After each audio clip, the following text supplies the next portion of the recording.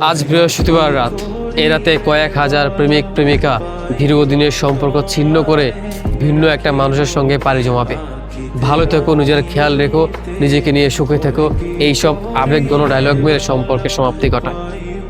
কত মানুষ আজকের এই বৃহস্পতিবার রাতে তার প্রিয় মানুষকে হারিয়ে ফেলবে চিরতরের জন্য।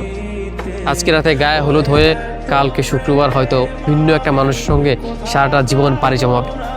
যেই মানুষটা সারা জীবন সাথে থাকবে, পাশে থাকবে বলেছিল, আজকে সেই মানুষটাও তোমাকে ভুলে যাবে। সে বলবে ভালো থেকো, নিজের খেয়াল রেখে, হয়তো আমার সাথে ভালো কাউকে পাবে।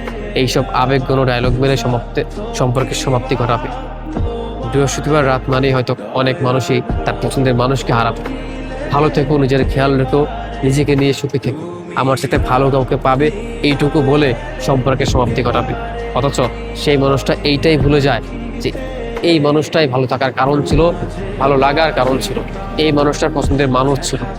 অথচ আজকে এই মানুষটাই ছেড়ে চলে যাচ্ছে। আসলেই বৃহস্পতিবার রাত শুধু একটি রাত নয়, কয়েক হাজার মানুষের বা লক্ষ লক্ষ মানুষের তার পছন্দের মানুষের হারানোর দিন।